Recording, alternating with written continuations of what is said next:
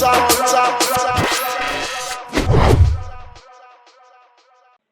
happening, Renegade coaches in the building? Yo, we do live and direct. I think I stole your line with that, yo. Yeah, you did, man. You sound like you're trying to beat me, man. What the problem is, man? Okay. I just do it better than you, that's all. So I figured I would introduce it like that. That's how we do, man. That's what happens when we get these failed attempts at being lawyers. Anyway, Renegade coaches. Speaking as a criminal defendant, you would know, of course. Wow, you did get me off a case once. I still didn't get my money, though. Where's my money? I'm waiting for that. Well, it wasn't really my case, so it don't really matter. So, you know what I'm saying? You got me off something that I wasn't on. But anyway, hope everybody's good out there in listener land. We looking at show episode 64. Ooh. Around there. It's been a whole lot. That's right. Working with these weirdos over here. Speaking of weirdos, brother Ear Doctor, how you doing? The Ear Doctor's in the building. That's a nice one. Yeah, whatever. I'm doing real good, you know, in the playback shelter studios. We over there getting it in. But nice shirt. Just nice hat. On this, Wow. Yeah. I see you had to dig deep for your red, black, and green. That's I think it's your sister's, but that's all right. Yeah, it's amazing. First time I've seen them, you know, with some Pan-African liberation colors. You know what I'm saying? Usually, you know, awfully damn American up in this one. Mm-hmm. But anyway, you know, he's a big Jay-Z supporter. You know, that's what it is. Hey, speaking of, I got some Jay-Z news for later. Well, we don't want to hear it. But anyway, again, you listen to Renegade Culture, and our next guest, we have a special guest tonight. Mm-hmm. Along with all the things that's going on, we wanted to reach out to a legend, and I think legend is probably kind of short. You know what I'm saying? Because of the fact that you're talking about one of the godfathers of hip hop. That's right, I said that because of the fact that, you know, y'all don't want to hear that. You know what I'm saying? When you talk about godfathers of hip hop, you talk about certain folks who have earned their stripes in hip hop, but before them, there were already folks putting it down. There was folks like Gil Scott-Heron, you know what I'm saying, who was mashing them up back in the days. There was one of the original rappers, H-Rap Brown, now known as Imam Jamil Al-Amin. You had the Oscar Brown Jr.'s, you know what I mean? Of course, you had Sonia Sanchez and Nicki and all these great folks who put it down. But if you talking about hip-hop, you talking about poetry, if you talking about black culture in America, and you're not mentioning folks like Amiri Baraka, and you're not mentioning our next guest, clearly you think that you thinking. You know what I'm saying? So the guest we have tonight, man, they influence some of everybody. I'm talking about from Curtis Mayfield to folks like James Brown. The influence was felt. Yeah, mainstream cats, like later on, like the Puffs, the Biggies, people who you never even thought they would influence. Obviously, the conscious rappers of their day, all those folks. Yeah. So I mean, they put in a lot of work for over the past 50 years. In fact, they were founded in 1968, and it's crazy because when I first heard their music, I think the first joint that most of us in our generation heard was "Niggas Are Scared of Revolution." Mm-hmm. And I'd be damned if that didn't hit it on the nail, especially with some of y'all groups. I ain't gonna name no organizational names tonight because I'm trying to be politically correct. For a change, me. All right. But half you bums don't know nothing about no damn revolution. But anyway. Can you introduce the guest and say the name and the guest? Yes, I know. I mean, you ain't said the name yet. Hey, look here, man. I ain't smoked my spliff, so I'm a little too sober to be doing this. Jesus. But I'm just saying, our next guest from the legendary Last Poets. Ladies and gentlemen, brothers and sisters, we welcome Abiodun Oyewole. Oh! Well, thank you very much for welcoming me. And, you know, I wish I was there with you, brothers, because it sounds like you're having a lot of fun.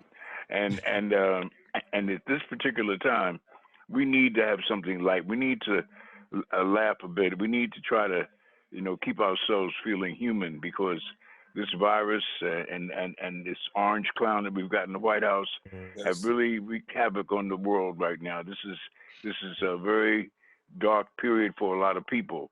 But, you know, I have some friends of mine who send me jokes every other day because they know that laughter is a healing element. We need to laugh. We need to just recognize that whatever comes before us, we can overcome it. We have proven over the years, how many years has it been? 500, 600 years, that whatever you throw in our path, we can fly above it, because we've been given that kind of power, that kind of resilience, and we have to keep the faith. So it's a pleasure to hear you, brother, sounding very, very black and very much alive. Yes, brother, sir. I was going to say, never has it been more true that the white man has a God complex than it is today. So, oh yeah, I mean, but you see, and that's always been the case, with the fact that you will have a complex if you're not a god. If you're a god, then you don't have a complex. It's just you just perform the works of a god.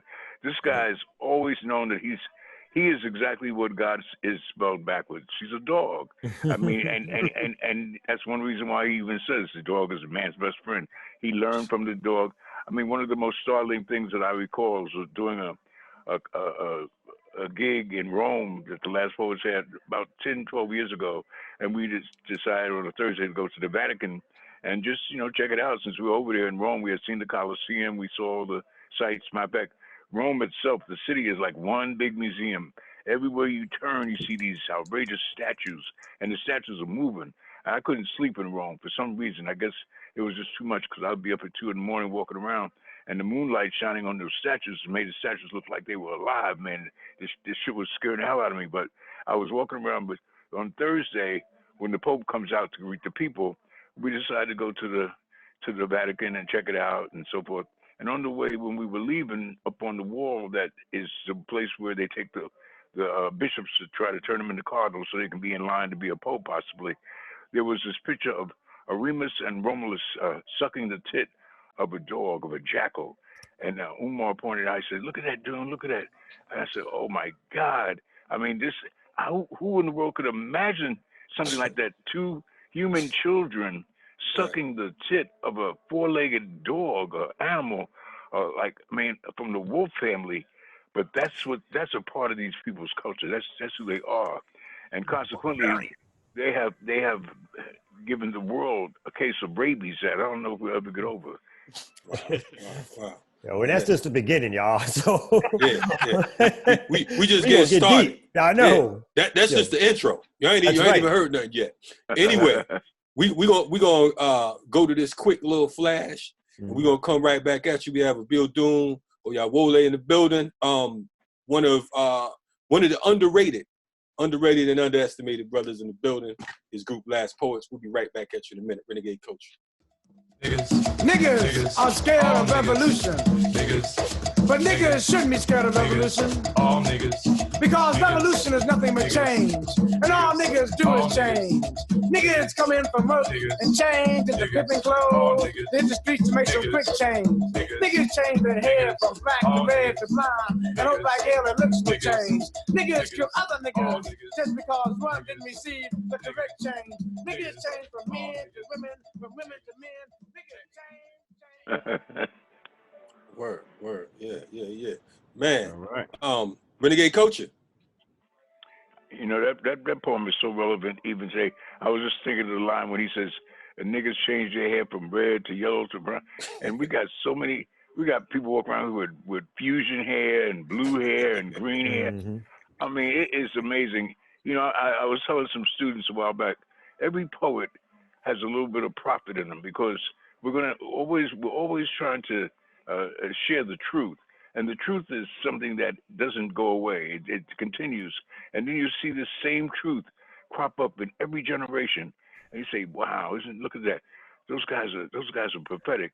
No, we're just dealing with the truth as it is now. But what's happening now is going to happen again. No doubt. Yeah. And I probably heard the poetry probably 15, 20 years. And I felt like I was already getting politicized. And when I heard the Last Poets, I mean, it was nothing that either before or after, let's say on the music or poetry genre, that spoke more clearly about the politics of the day for Black folks. And I just think what y'all gave to us as a people, to a liberation movement, still to this day is unmatched in terms of the lyrics and the content. So I just want to say that to start out. Well, I appreciate that, brother, because our major mission back in 1968 when the group got started We weren't waging war against this white society necessarily, or we were waging war against our own communities in terms of why can't we be unified? Why can't we be together? Why can't we love each other? We have issues, and those issues still exist today. We that's why you find if you check out our earlier pieces, we had a poem about every kind of nigger you could imagine. We said niggas are scared of revolution. We said die nigga. We said run nigga. We said niggas wake up niggas. We all through. We had all kinds of niggas. We tried to make it clear that we don't need niggas for the nation that we're trying to build. We need people who are gonna step up and be black, because black is the solidarity of our existence, and we need that. We need some responsibility. We don't need some people who are going to be shaky and shady. We need folks who are really going to be truthful and be about the business of building a nation. And niggas were definitely holding us back.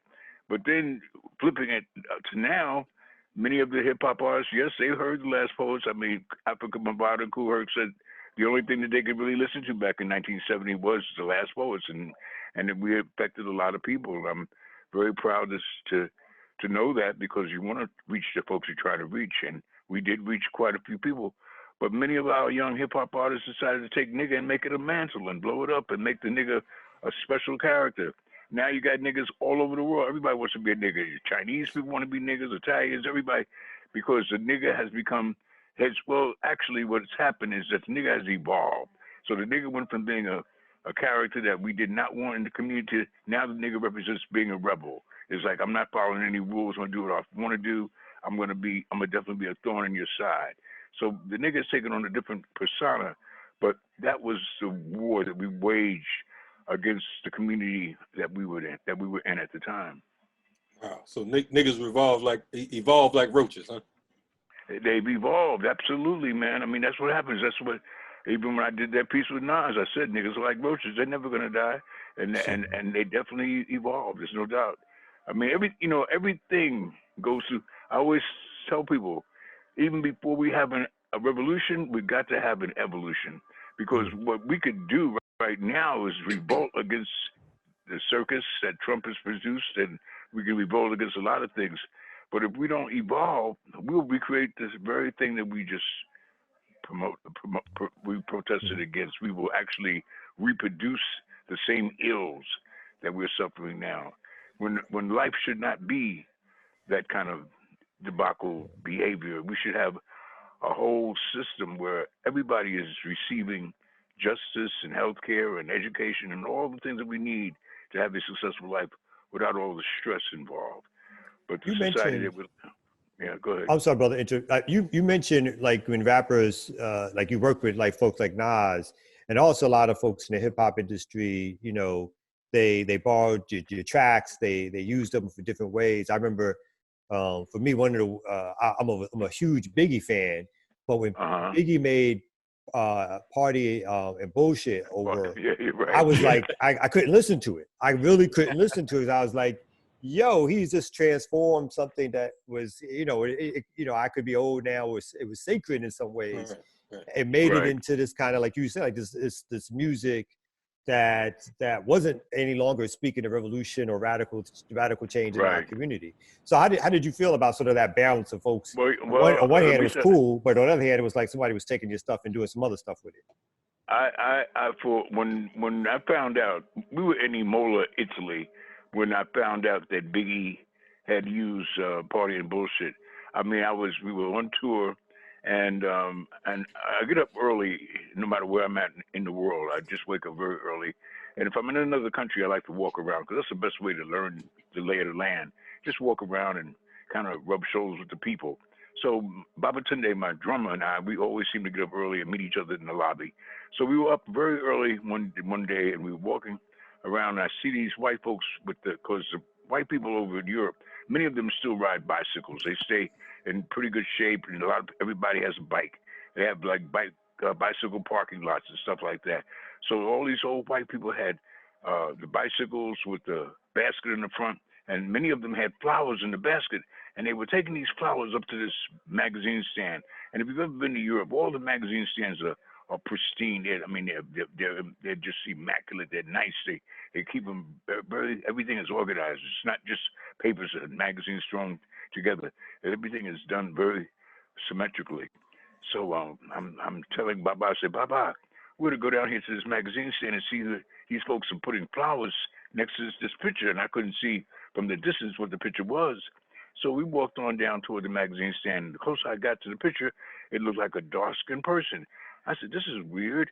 I said, we're in a real white town, and they're putting flowers next to a picture. It looks like it's a black person.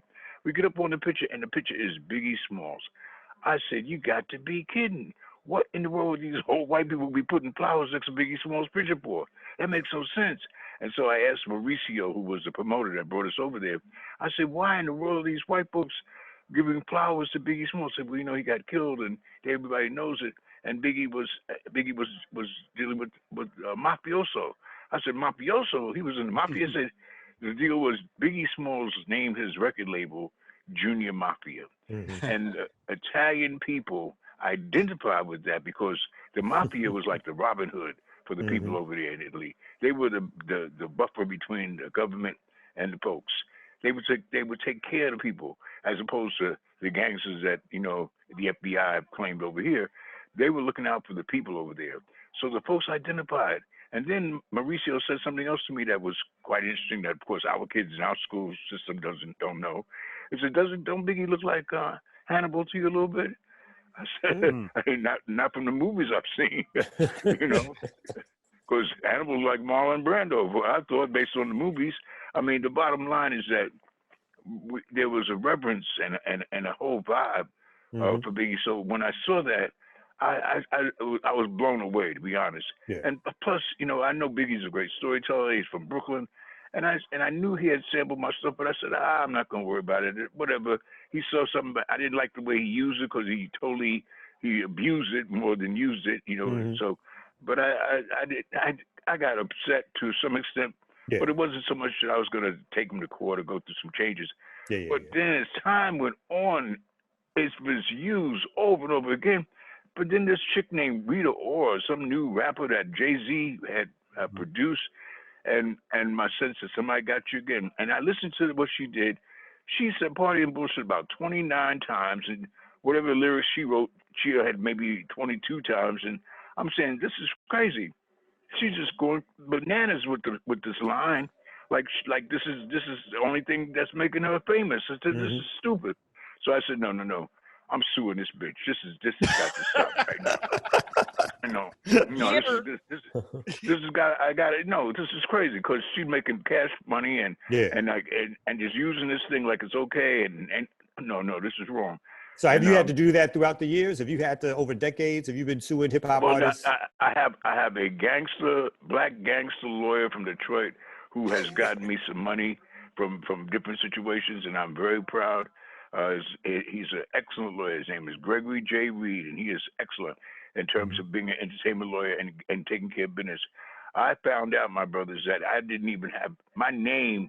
There was another person's name next to my name on the copyright of all of my material. Like I sat down with some Jew guy and wrote the poems I wrote. I mean, come on. Well, they had to. Go ahead. No, I was going to say this is something that is actually seen as par for the course. I mean, Billie Holiday went through the same thing. Frankie Lyman, a lot of people went through the same thing because we weren't dealing with the business. We were dealing with the passion of whatever the art form was that we were involved in. And I was young. I was 19 years old. I mean, what did I know about the business? I'm trying to get a message across. I'm trying to be a revolutionary. I'm using words like bullets, man. I'm trying to shoot you down. I'm not trying to get down with the business of the whole business aspect of what writing poetry and selling it is about. I'm really trying to motivate folks to have a revolution, at least a cultural one. And so, you know, I didn't know the business. And consequently, when you're recording, those folks that you're recording with, they know the business. And they know that stuff has longevity. They know that they can capitalize on something you've done now for as long as they live. And I was unaware. My lawyer out of Detroit, he got all of my copyrights. I own every single thing I've ever done, and I'm grateful for him for that. It had to be refreshing to work with Common because I'm sure he was pretty much knowing your history and was just like come in the studio and do you. Is that how did that go? Working with Common was very nice because Common is a Pisces like myself, and he's a good brother. And I really enjoyed the time that we worked together. Matter of fact, when he called me, because his father was a big fan, and he called me and he said, I'm doing this piece called The Corner, and I'd like for you guys to be on my CD. So I said, yeah. So let me hear what you did, because, when you say The Corner, it could go a bunch of different places. You could just wallow in the street, but I turned The Corner into like a horizontal pyramid, or I should not say horizontal or vertical. Well, no, horizontal, really. That's what I did. I turned The Corner into a special place that we would meet, and I tried to make it as positive as possible. I didn't want to get into the nigger aspects. I tried to give it a little bit more status, and we did it, and it was a very interesting moment in time. Common and I, we became friends. I even had a chance to spend some time with who's the brother married to the Kardashians, Kanye West, because he was the one that produced it. And matter of fact, that was funny because we stayed at the W Hotel in Chicago and we did this video, and the W is a very nice hotel. It's like one of the warmest hotels, I guess, in the country in terms of the way they invite you in. Even before you get up to your room, you have drinks and everything is just a lounging situation. And Kanye wanted to take me someplace remote in the back of the W to show me this on his laptop, something special, and I'm like, oh, wow, this is deep. It's like a super secret. He was, so he found a remote place and he pulled out the laptop and he sat there and turned it on, and it was a laptop of John Legend singing "Ordinary People." I can't stand that song. And it was all in, and if you remember the video, it was all in black and white. And I said, we're all ordinary people, don't know which way to go. And I'm like saying, damn, that's a fucked up song. So then Kanye looks at me after we watch a little bit of it, and he says, what do you think of when you see something in black and white? And that's when I realized why he wanted me to check this out, because I'm old enough to understand black and white. When I was a little kid, I probably had no color TV. I had a black and white TV. Yes, that's true. Yeah, you were born in the late 50s, early 50s or late 40s, you're going to see a color TV. You're not going to see a color TV. So I said, well, if I see something in black and white, Kanye, I take it seriously. It looks like it's almost like a newsreel to me. It's a very serious situation. He said, oh, that's good, that's good. All I could do, brothers, is be honest and say, oh, Mr. West, Dr. West, you left too soon. Your son is gone. He should be able to figure that out for himself. But he wanted that confirmation, so I said that. Right. But for the record, I don't like the song. I think for us to say and to pass out that kind of message, and people think that's cute. Right. We're ordinary people. First of all, we've never been ordinary. Sure. Even in the worst situation we've been in, we've been ordinary. Right. We are extraordinary. There is no two ways about it. And don't know which way to go, that's not a good look. You better know which way you're going. Right. I don't care what's and to think that could be romanticized and to be a top hit, all that, no, I'm sorry. And then I have a dear friend in Chicago, Jay Ivy, who's a good brother who I think he did some earlier stuff with Kanye. He's the one that I found out later on that he's the one that gave John Legend his name, but that's not even his real name. I don't know what his real name is. Wow. Well, I was going to say, though, when we come back, though, we go about to take a break because we want to get into what you already got into it, obviously. Like, what do you think about today's hip hop artists and the road that folks are going, where the politics is no longer front and center in our art forms, and it's all about again, is not to get over to use it a lot, but the party and the bullshit. But we're gonna come back and talk a little bit more about that on Renegade Culture in a minute. Yeah. Okay.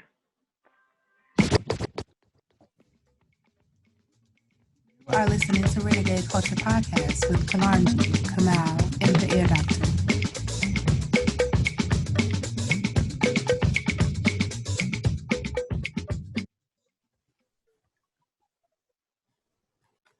Yeah.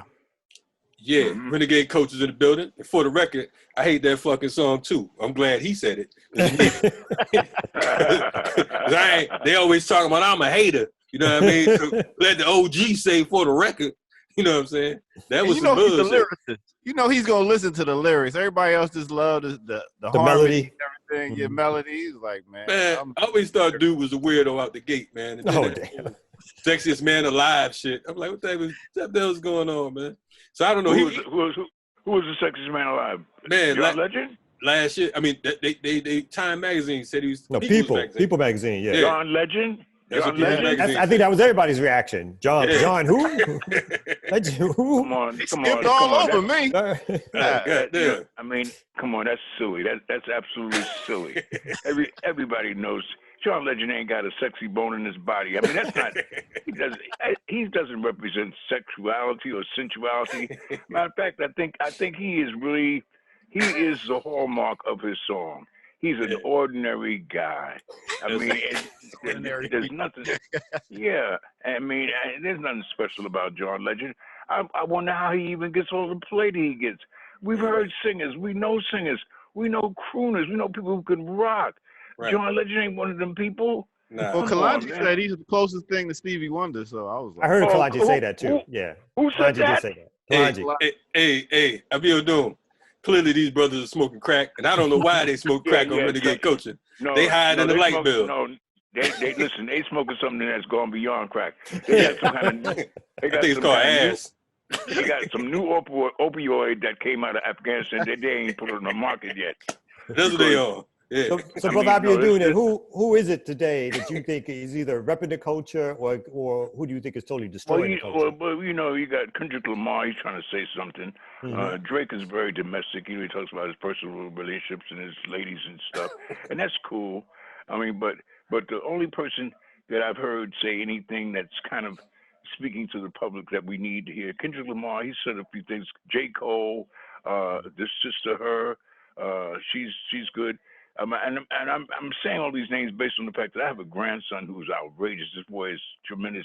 His singing is crazy, and he keeps me when I visit him. When I visit my son who lives in Texas in Fort Worth, my grandson Kari is the one that always drives me back to the airport. And on the way he said, "Hey, Papa, I got to educate you as to what's happening now." So he has all the latest rappers ready to give me an education because I want to know. I want to learn as much as I can. You know, people always give me credit for being one of the progenitors of hip hop and all that stuff.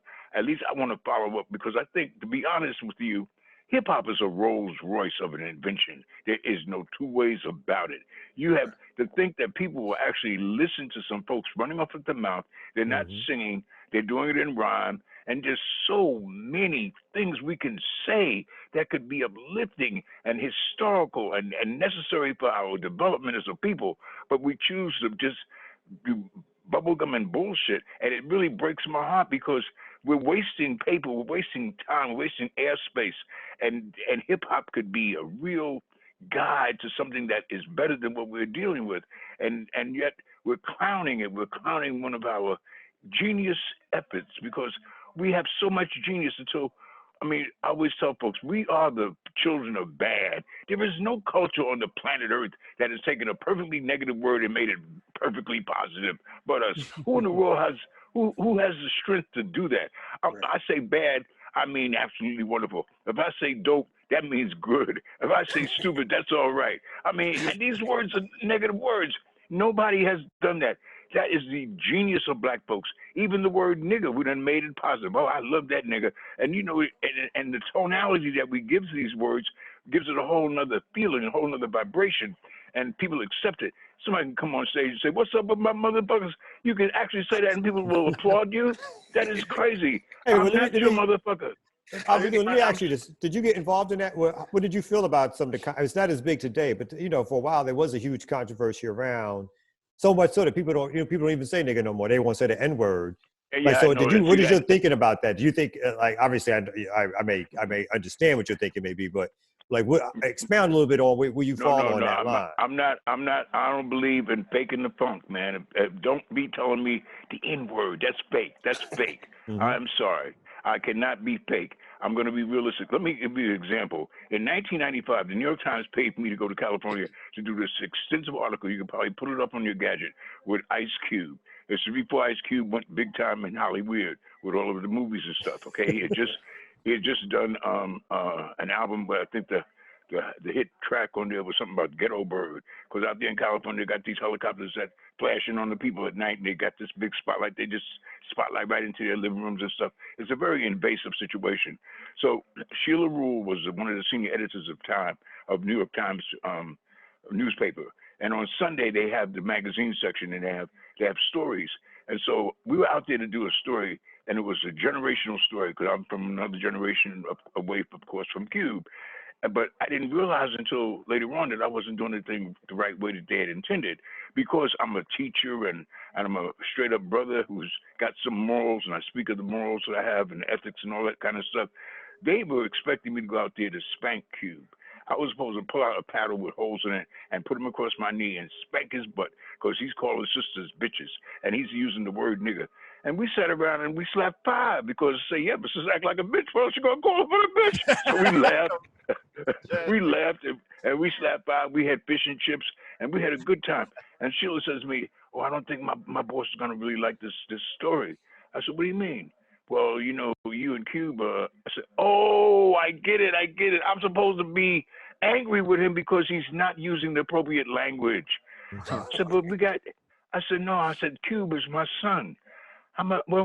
He's saying stuff that I've said. Maybe he's using in different places that I wouldn't use it, but I understand where he's coming from, and there's no reason to be spanking him. That's out of order." Mm-hmm. So she was totally perplexed because she didn't know how she's going to do this. I said, "Well, they've already allocated the space. I hope they don't renege.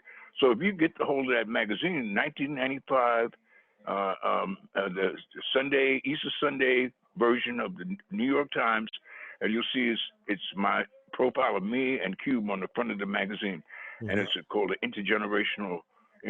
Generation. They call it Generation Rap, and they went on and published the story, but like no, the language. I love to see. I want us to use whatever our gifts are. I don't care what kind of music we're singing. I want us to use it to uplift the folks. Of course, we're going to have some stuff that's just going to be for entertainment purposes, and we want to laugh and we want to enjoy and we want to clown ourselves from time to time. I got that, but when that's basically all you've got, and we're in a dire situation, we're in a critical point of our lives, and we got people who are running off the mouth. I give KRS a lot of credit because he has constantly said some stuff that has tried to lift up the folks and even give you some history. Chuck D is another person who has tried to say some things that I appreciate very much. I love Rakim because Rakim always had class. He didn't have to curse. I don't even know if he used the word nigger. I mean, and he was a poet. I mean, come on, you say, I came to do, I said it before, never let the mic magnetize me. I mean, inviting me and fighting me, inviting me to rhyme. I mean, that's personification. That's poetry on a whole nother level. Mm-hmm. He is a poet, and you appreciate that. And when we have the ability to use words in a way to convince people of certain things, we should try to use them wisely. But a lot of times, of course, the producers want to see stuff that's just going to make you laugh and shake your butt and not think. And hip hop could be a beautiful, as I said earlier, it is a Rolls Royce of an invention, but you got to be careful as to who's driving a damn car. That's real. That's real. Speaking of that, shout out Rising Power Andre Harrell, who transitioned. Yes. Transitioned this past week. Another pioneer. A lot of folks know him from, his work with Mary and putting Puff on. Many of us know him from Dr. Jekyll and Mr. Hyde back in the day. One of the earlier hip hop groups in the 80s. And his work with Russell, bringing that uptown sound, later on. And also, New York Undercover, all that type stuff. Those are things that he was responsible for. So, right. Many of us know he lost his life at 59. Yes. But we need to recognize too that, and that's the other thing that we have to understand. We have been taught by midgets for a long time, and consequently, we have a midget understanding of what life and death is all about. Yes. So consequently, right now with this coronavirus, and they're constantly posting the numbers of how many people are dying, how many people are scheduled to die, and all of that. We know black folks need to get it in their heads. We don't die. That is totally out of the question. We simply move on into another dimension. The energy that we have, this energy ain't going no place. It's like the wind. The body that we are actually in, this body that we have, this house that we're living in right now, this is temporary. It's going to go away. But the essence of you, the substance of you, all that will remain. Andre Harrell will be here forever because of the work he's done. The only thing that determines your immortality is your work. And if you don't do a damn thing, then you're dead already. You got to work. And if you don't work, then you're dead. If you work and you do some work that touches other people and motivates and inspires other folks to do some work, then you'll live forever. Well, on that same note, we should recognize Sister Betty Wright, right? Yeah, I think you guys was going to mention her. Yeah, definitely. Oh, yeah. And also Little Richard. That's right. Yes, Little Richard, who was one of the kings of rock and roll, because they tried to give that to Elvis Presley. Everybody knows that's fake. Elvis Presley wasn't the king of nothing. He was a fake king of jack. The guy that most of the songs that he sang that became hits, besides of course Big Mama Thornton's song "You Ain't Nothing But a Hound Dog," but other songs that he became famous for, "Love You Tender," was written by Otis Blackmore, a little brother in Brooklyn, New York.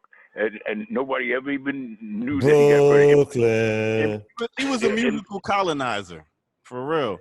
And one thing I did hear about Little Richard, what he did said is he had to wear makeup and dress the way he did just so he could perform in front of white people. What's your thoughts about that? It's about that androgynous thing, which of course was patterned by, of course, our boy Prince.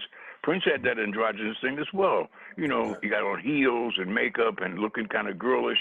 But at the same time, both of these guys, from what I understand, they like women. They didn't particularly care for men.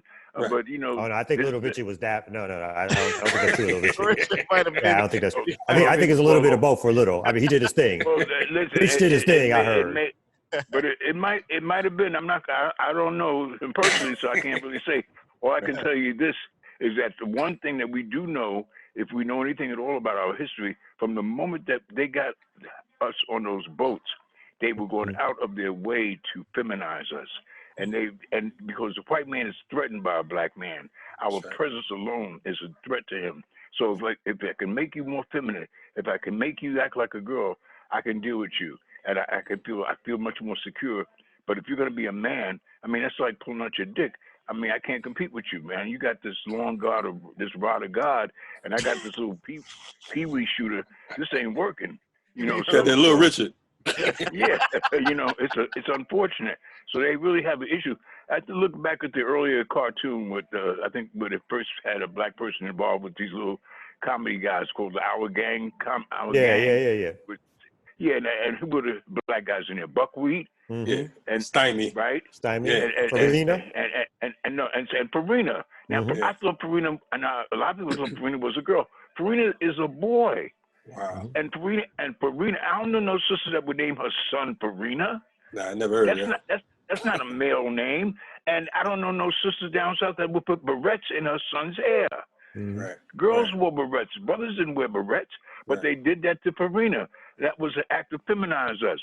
They will go out of their way. And so sometimes brothers trying to get into that industry, trying to be accepted, will do some terrible things to themselves as far as I'm concerned. Because if you let your man in you come out, that's too threatening. That's why you find a lot of sisters will get jobs before brothers, because a sister is not nearly as much of a threat to the white man, and so he thinks she isn't. And the sister can be vicious, but they don't realize that until they get on board sometimes.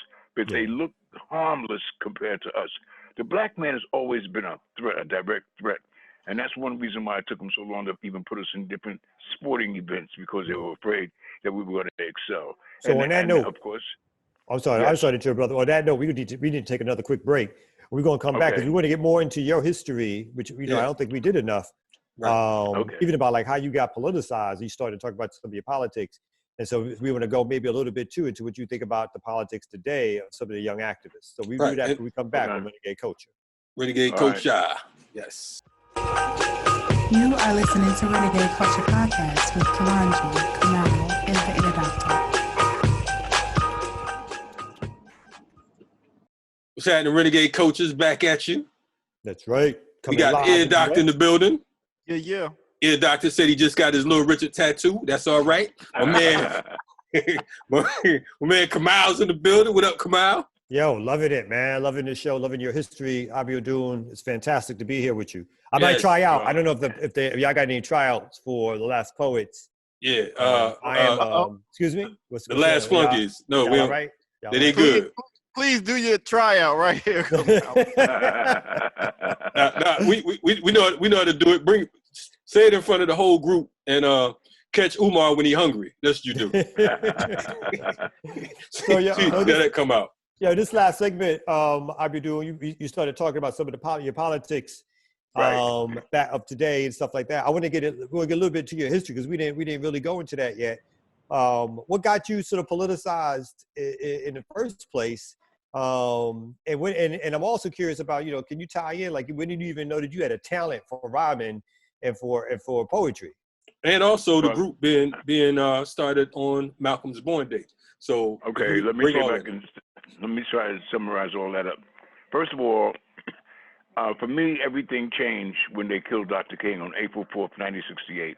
I would honestly say before that, I was probably scheduled to be your most likely to succeed nice little colored boy because white people like me. I was a successful athlete. I was a likable guy. I had a bright personality to the point where I had a lot of friends. A lot of people loved me and gave me praises on a lot of levels.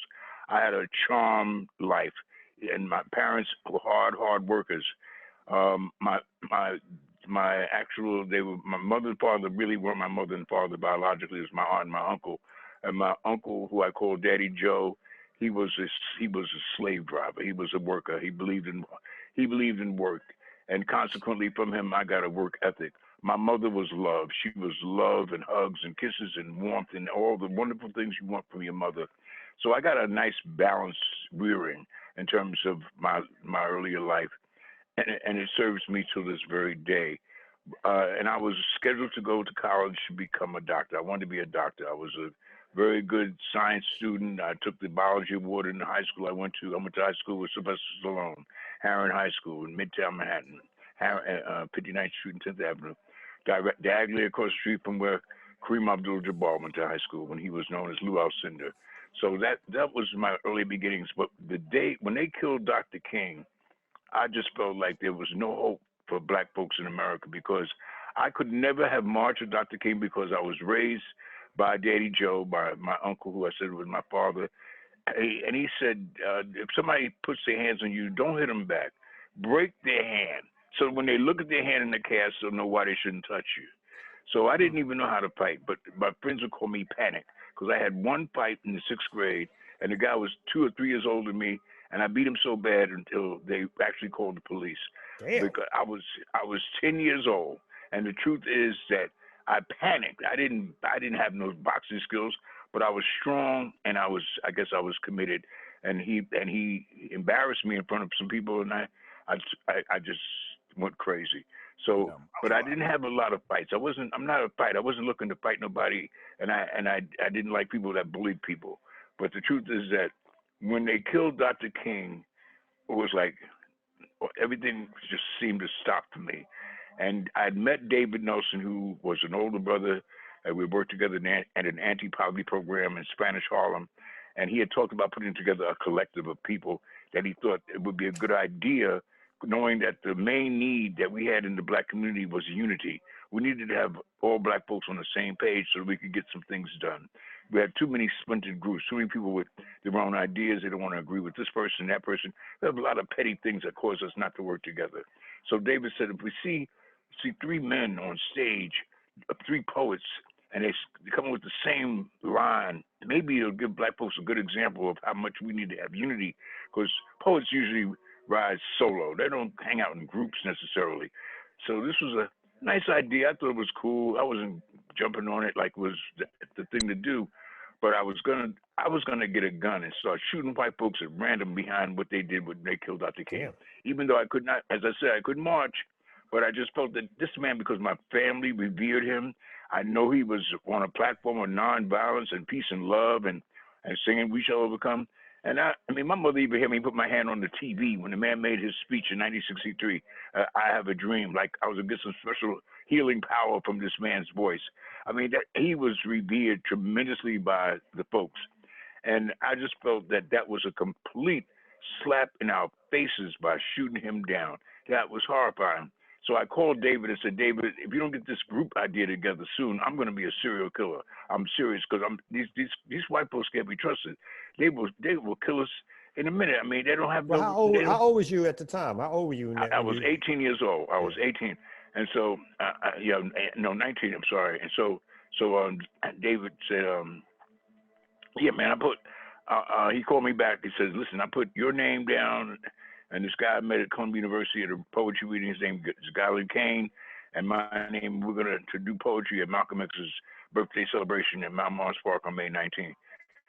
So when I heard that, I was like, "Ooh, wow, this is amazing!" Because I wanted to see. I was raised like a Black Power child. My father hadn't read any dictionary or any books about Black Power. He didn't hardly read anything. He was a worker, but he believed in the song that Billie Holiday sang. God bless the child who's got his own. We had a freezer with all kinds of food that was stored away. I mean, if the supermarket went on strike for a year, we're gonna still eat.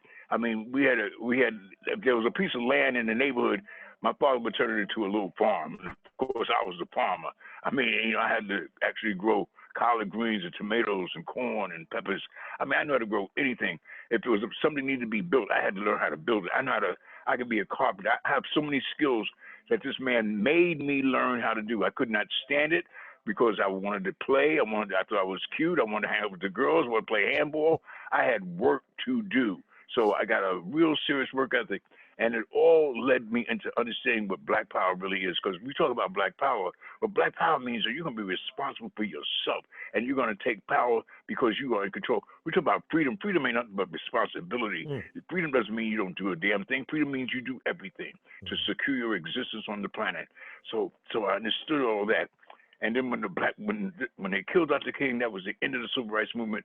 The only movement that could possibly come behind that was the Black Power movement, and it just was perfect for the way I had been raised.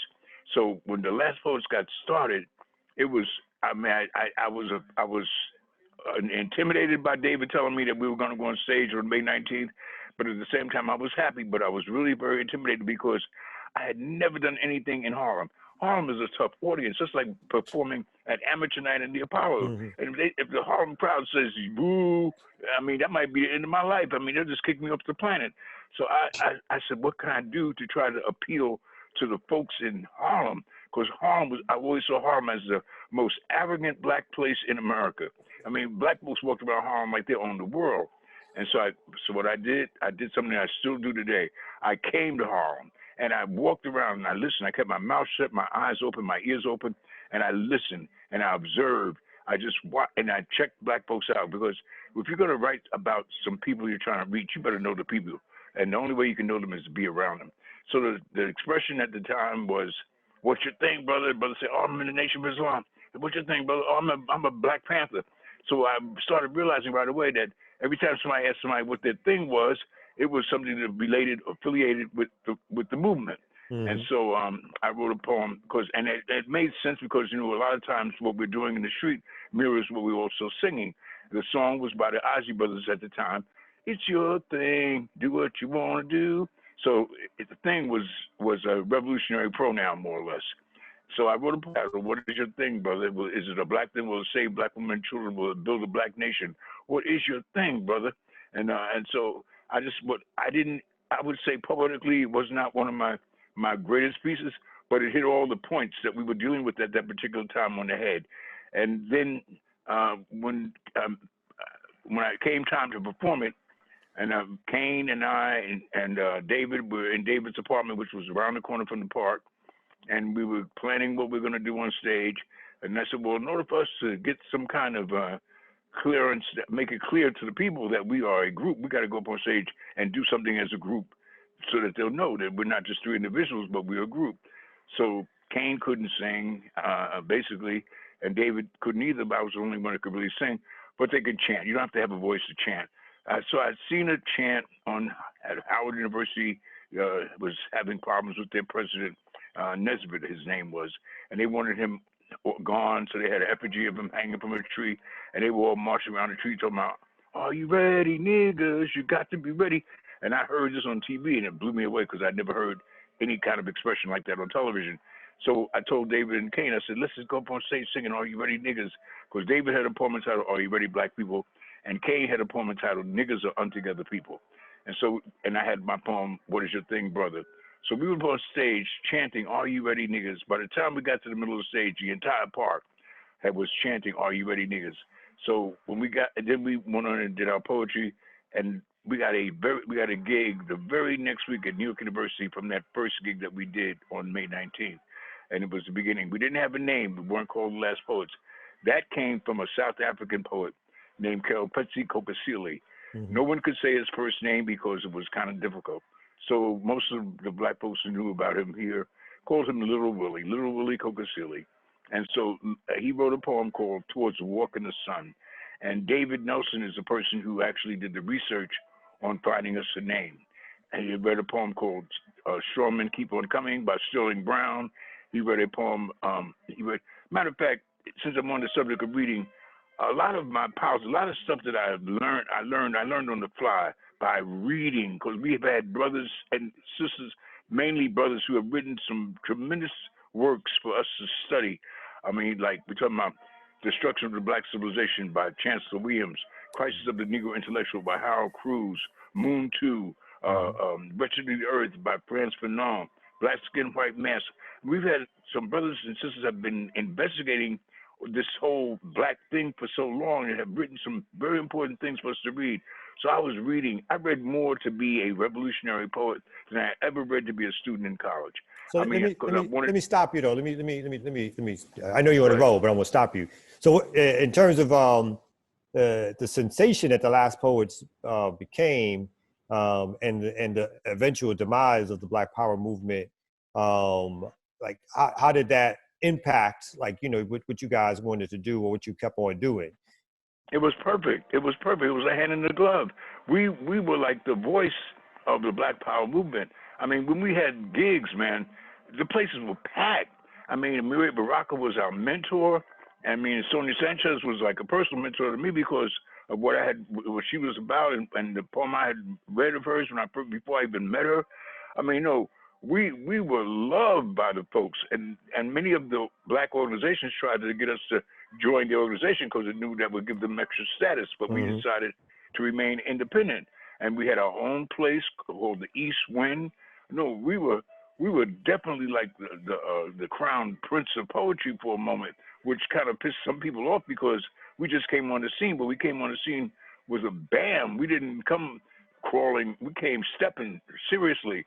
And it was, and the thing about it is that I grew as a poet because I mean, poetry was something I had only written. I started out writing poetry. I wrote a poem when I was in the 5th grade because my English teacher wanted me to write this poem. I guess I had good English skills and they decided that I could write a poem. I don't know what that was about. But anyway, in high school when I was 15 years old, I only went out with girls older than me. For some reason, I didn't like girls that were young. I wanted to always have an older girlfriend. So I had this girlfriend who was older. She was in Fordham University, and I was in high school, but I was telling her I was on my way to NYU, which was a lie. I was 15. I was on my way to my junior year in high school. And so the teacher would give us 10 words every week to put into a composition. A composition could be anything. So I looked at the words, and I told my English teacher, Miss Carpenter, I said, "Miss Carpenter, if I put these words in a poem, can I get extra credit?" She says, "If you put these 10 words in a cohesive poem, I will give you 2 extra credits." So I wrote my very first poem, and that let me know I had poetic skills because when I handed her the poem, the assignment, I had finished it, I handed it to her, she read it, and she says, "This is very good." She says, "You are a natural poet." She says, "I don't know what you're going to do with it, but you are a natural poet." She said, and she just stood out there because I was planning to be a doctor. Being a poet, get out of here. I could never get away with telling my father I'd be a poet. He laughed me out the world. Are you kidding me?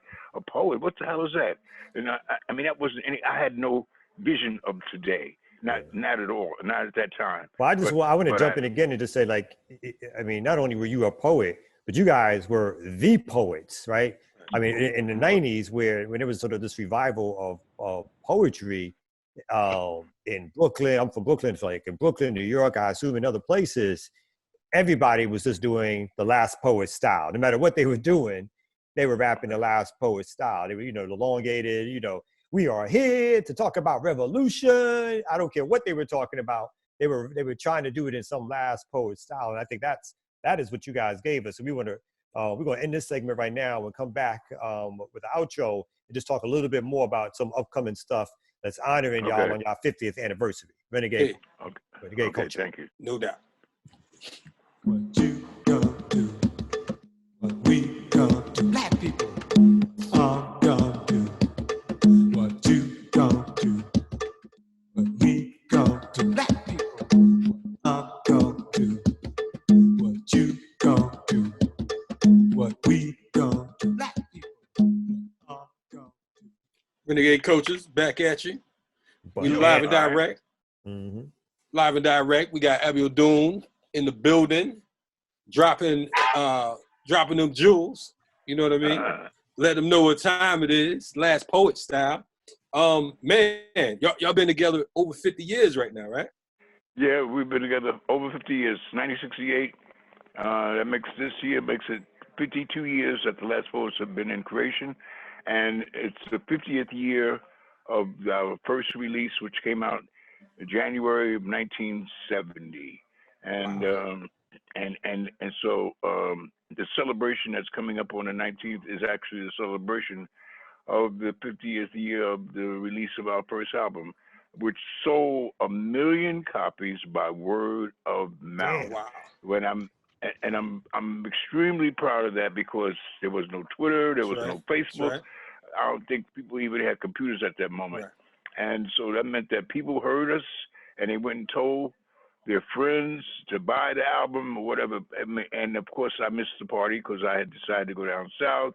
And I tried to really, I guess I had to get my hands dirty or bloody or something, because I robbed a Klan, me and a good friend of mine, get some boys out of jail, and I ended up getting busted and serving some time.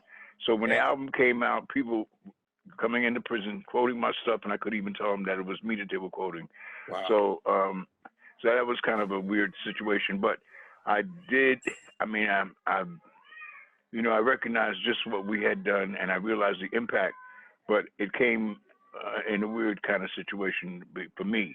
But now that I've been back, I get people remind me all the time. Matter of fact, I just made a deal with some German film company that wanted to use some pieces of New York, the Big Apple, which was on their very first album. And I'm saying, I guess if you do something that really works, it'll stand the test of time. So we've had, and I have to thank Kane for that, because Kane was the aesthetic. Galen Kane, who was one of the original members, he made it clear you couldn't get up on stage and just say a bunch of stuff and call it poetry. It had to have some poetic value. Poetry has a value. Everything that comes out of people's mouths that they would like to think is poetry isn't always poetry. Sometimes they're just ranting and raving. Poetry has got to touch you.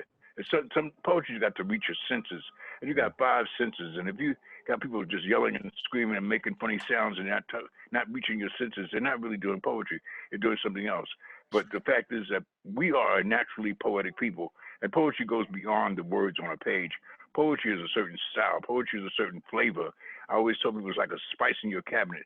Everything we do needs to have a little poetry sprinkled on it, because we are poetic by nature. Yeah. Without a So doubt. why don't you tell, This Tuesday, it's going to be harder than the times. You got some serious hitters on it, man. You talk about Rakim, KRS-One, Sonia Sanchez. I mean, I was so enjoyed. We did a thing recently with Ralph McDaniel, and Rakim was there, and Chuck D, and there's a lot of, and I love these brothers because they keep the legacy alive, because many of them are true to the word, and many of them are trying to say something. And I'm here. Listen, I try to reach out to them, and many of them have reached back to me, and I'm very, very proud of the relationship I've established with many of our brothers in the world of hip hop. Kalonji, can you say where can people tune in and Absolutely. 19th? Absolutely. At what time? Okay. If you to the listeners, this Tuesday. I think it's Facebook, I believe. Is it on? I mean, Yeah. what is, I don't. No, Yeah, I'll be doing. Kalanji gonna do it. Don't you worry about the social media. We got you Oh, covered. okay. You about to do a Daruba. We got you. Okay. Dice.fm. Dice.fm. Go to dice.fm. Type in The Last Poets 50-year celebration. It is free if you register in advance. Guests will include Rakim, KRS-One, Sonia Sanchez, Black Thought, Jessica Care Moore, Chubb Rock, Dougie Fresh, Black Ice, hosted by Ralph McDaniels. Renegade Culture will be having a watch party. We're going to be watching as well. We like, look, we got to check this out. So make sure that you will be available, and that's at 7 p.m. this Tuesday, honoring El Hajj Malik Shabazz, May 19th, his born date. I'm not sure what year it is, but definitely. 1925 is Malcolm's born date. Yes, so we talking about he would have been what, 95? 95. 95. Jesus Christ. Yeah, 95. Oh, Yes, you know what? You kicked off a Renegade Culture. How you don't know Malcolm's birthday? Hey, man. Hey, listen, man. You know, with you, son. I was so hyped up talking about the Last Poets and Malcolm. And, you know, we ain't used to too many revolutionary cats. You know, it's only me on this show, Abiodun. You know what I'm saying? He get lonely over here, brother. What a bad recovery that is. He get lonely. Anyway, Abiodun, we want to thank you so much for coming on Renegade Culture, kicking that history, that knowledge, all that stuff that you brought to the show, that you brought to the world, man. It's a privilege and a pleasure for me to sit down here and chat it up with you. Oh, we got a shout out. Thank you. Yeah, we got to shout out your niece. I'm sorry, we got to shout out your niece, Juanita, too. Juanita's special. She is my social media manager, and I'm very proud of her because she is really always doing excellent work on my behalf. Hey, but I want to thank you, brothers, as well, for having this radio show and keeping it as light as you have and keeping it heavy at the same time. I mean, because that's an art form on its own, because sometimes we can get so heavy, we get so burdened down with the heavy thoughts, and we can't laugh, and we can't have a moment of lightness, and you'll seem to have a nice mixture, and I really appreciate that. And I just hope that you'll have a nice long time on the air. You know. Hey, man, don't stress us out with that. Don't wish that bad thing up here with me and him, man. I mean, man, listen. This is serious right here, man. You know, I think you and Umar would last longer than us, boy. Cause woo. Oh damn. Nah. Listen, any relationship is a work in progress, brother. Any relationship. Yes, sir. Right. We appreciate you, Baba. Looking forward to Tuesday, so and stay on top. All right, Renegade Culture, y'all. We out. Peace and love. Yes, sir. What's up, this Kalonji John Chega? Yo, with Kamal Franklin. And we represent Renegade Culture.